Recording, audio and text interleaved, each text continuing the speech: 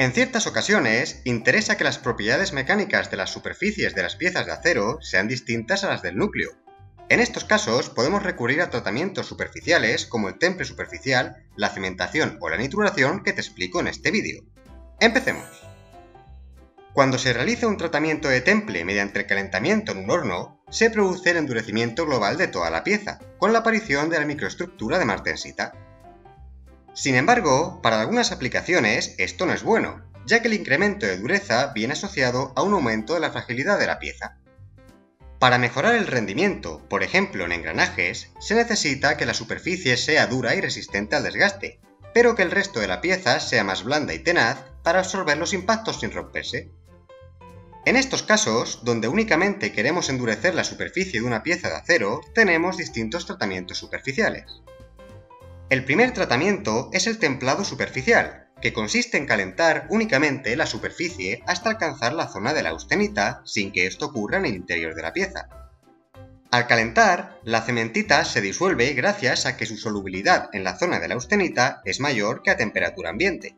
Si posteriormente se enfría la superficie de la pieza rápidamente con agua, la cementita quedará retenida, formando la estructura de martensita que se caracteriza por su elevada dureza. Obviamente, el secreto está en intentar no calentar el núcleo de la pieza, para que este efecto no ocurra. El temple superficial se puede realizar de varias formas.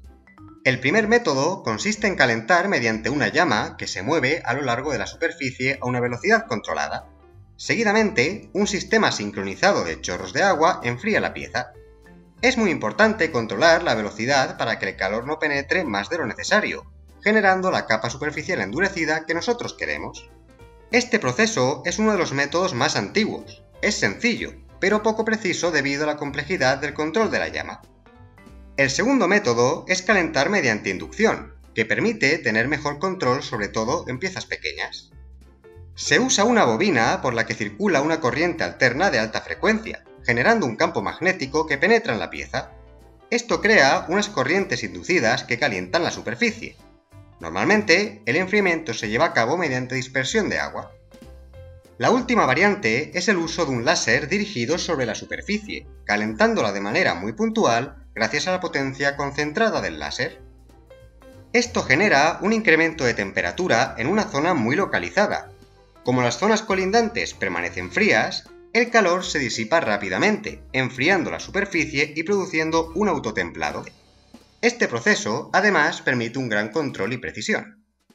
¿Pero qué ocurre si tenemos un acero que no puede endurecerse mediante el proceso de temple? Este proceso es efectivo si la cantidad de carbono en el acero es alta, ya que permite la aparición de martensita. Los aceros de bajo carbono, inferiores al 0,2% de concentración, tienen poca cantidad de cementita, por lo que no adquieren una alta dureza si se templan. La solución en estos casos es utilizar el proceso de cementación, que consiste en exponer la pieza a un entorno rico en carbono para que éste se difunda por la superficie.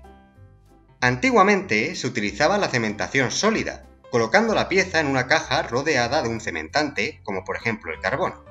Hoy en día es mucho más eficiente situar la pieza en una atmósfera rica en carbono, lo que se conoce como cementación gaseosa. En ambos casos se aplican temperaturas alrededor de 950 grados centígrados durante varias horas para que el carbono colindante se difunda y penetre en la pieza, aumentando el contenido en carbono de la superficie. Ahora tenemos una pieza con un contenido bajo en carbono en el núcleo, que no templa, y un contenido alto en la superficie, con capacidad de endurecerse. La pieza se saca del horno y se enfría rápidamente sumergiéndola en agua para producir el templado superficial. Normalmente, le sigue un proceso de revenido para eliminar tensiones debido a las diferencias de dureza.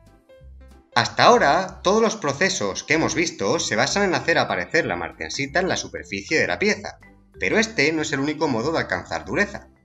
El proceso de nitruración consiste en la generación de nitruros en la superficie, que son compuestos de alta dureza y resistencia a la corrosión, y se usa mucho en aceros aleados con aluminio, cromo, vanadio y otros elementos.